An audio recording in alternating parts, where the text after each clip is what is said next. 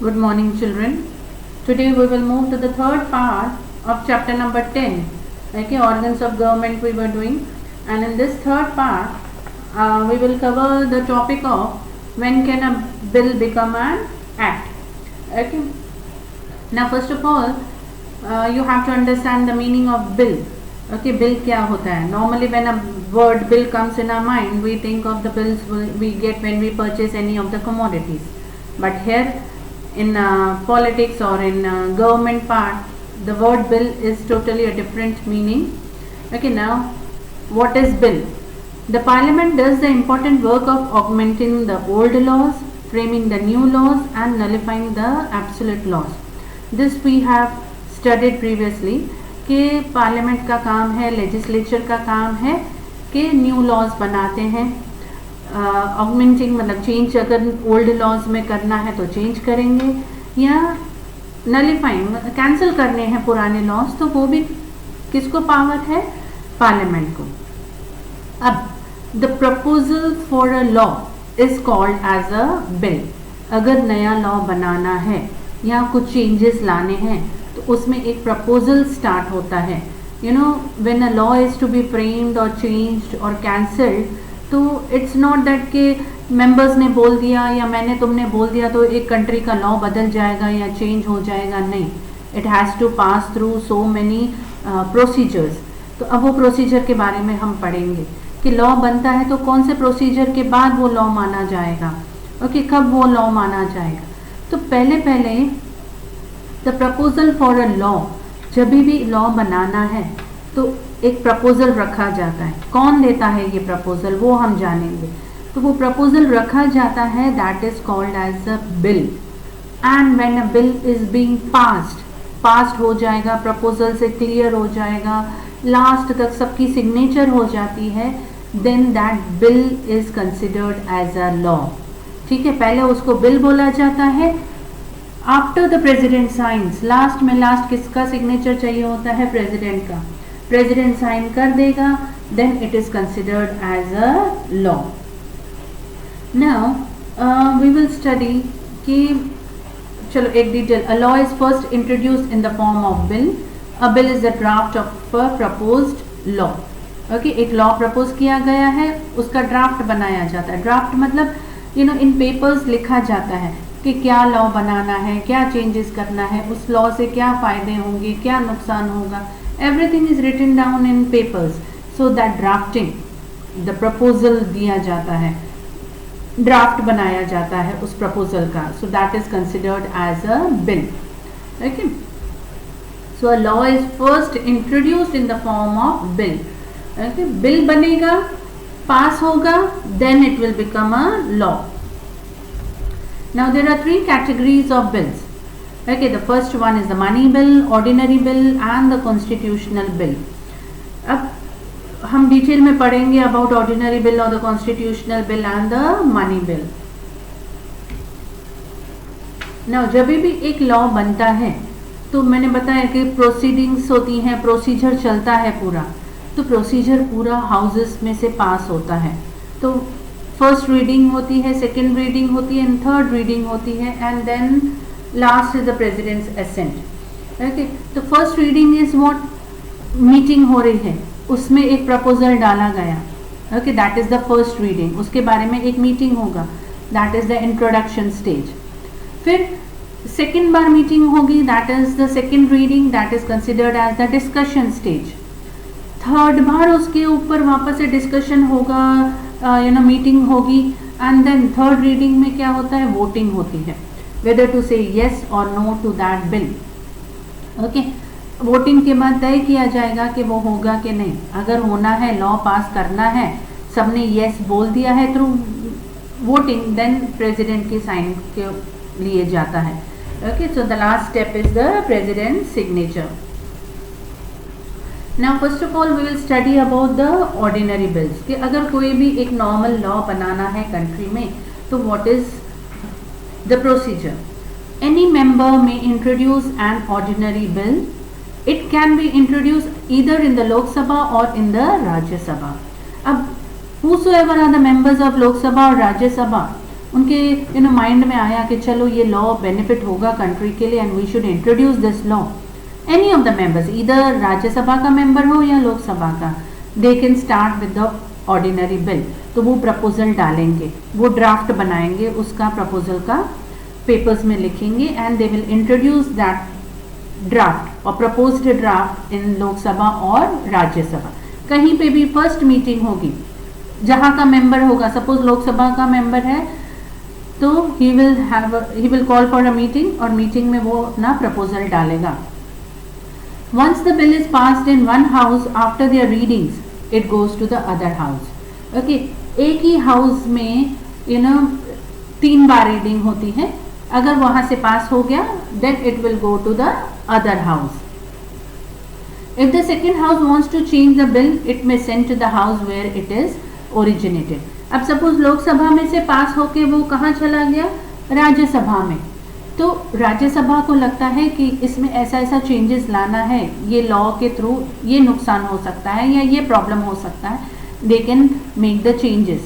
Okay, उस proposed draft में changes करेंगे और चेंजेस करके वापस किधर भेज देंगे, लोकसभा में, if it has been started with Lok Sabha. Rajya Sabha में स्टार्ट हुआ है तो 3 रीडिंग्स राज्यसभा में होंगी and then it will go to Lok Sabha, Lok Sabha में डिस्कशंस होगा एंड चेंजेस के बाद वापस से राज्यसभा में भेजा जाता है। If the house of origin refuses to make change up to 6 months, a deadlock is created. अगर उनको लगता है कि नहीं चेंजेस नहीं लानी है तो they have to wait for 6 months और 6 months के बाद डेडलॉक हो जाएगा, मतलब वो माना जाएगा। Then the president will call for a joint session of both the houses.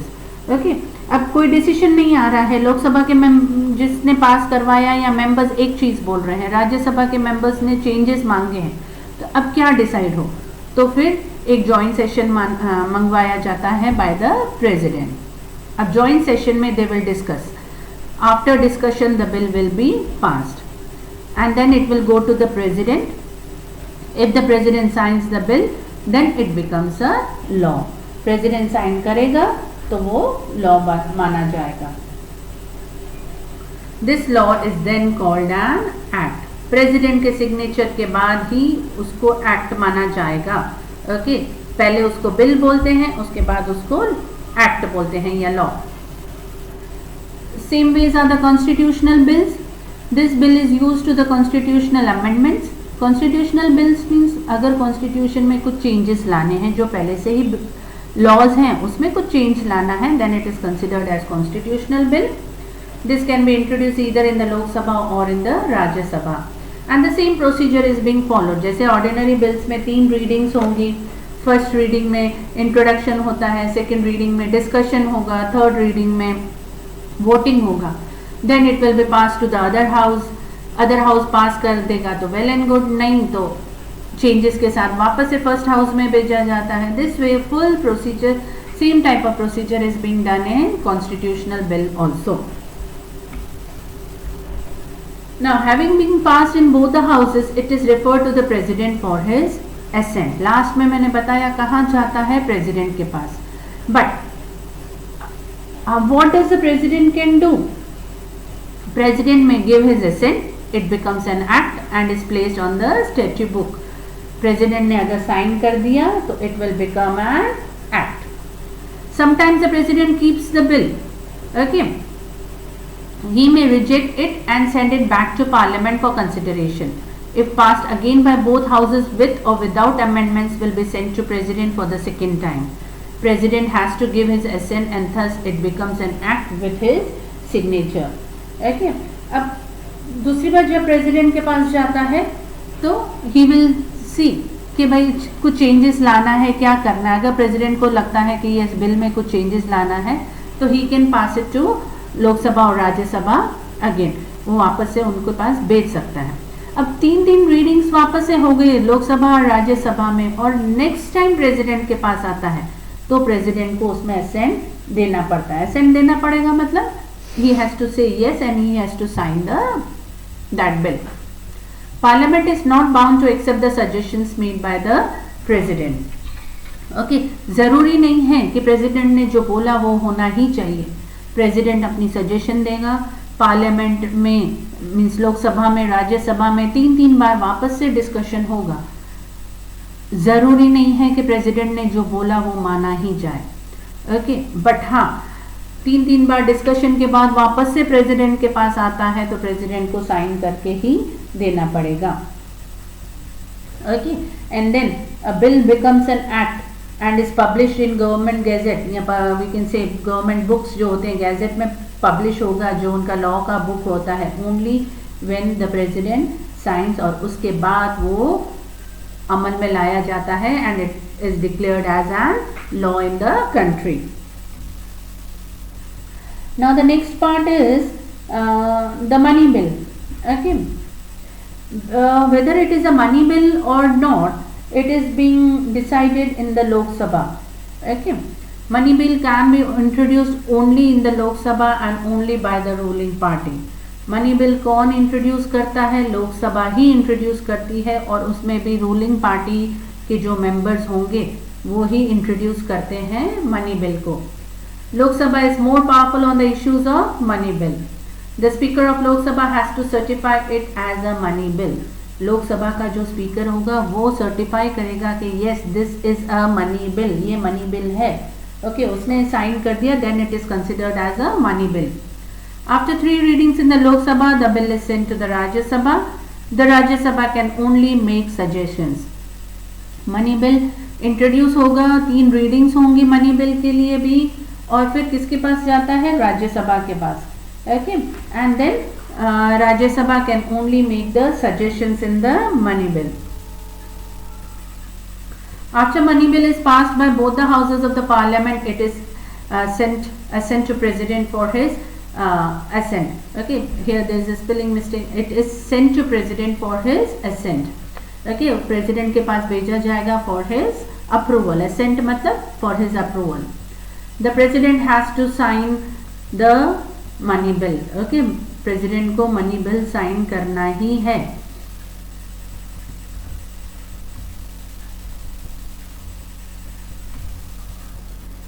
Then if the budget is not passed in the house, then the government has to resign. अगर money bill pass नहीं हो रहा है, budget pass नहीं हुआ, मतलब पूरी की पूरी गवर्नमेंट को रिजाइन करना पड़ता है। Now the budget of the center is presented around 28th February in Lok Sabha, mostly by the finance minister, okay. लोक सभा का जो फाइनेंस मिनिस्टर है वो ही प्रेजेंट करता है, एंड द डेट अराउंड 28 फरवरी तक वो मनी बिल प्रेजेंट करता है।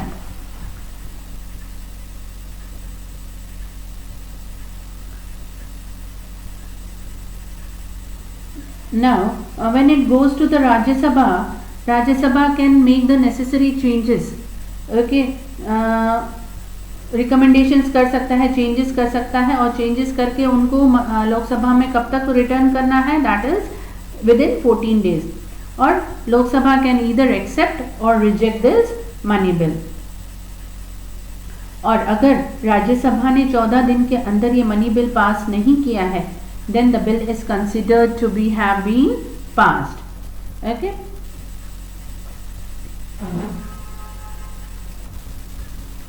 Now all this was about money bill.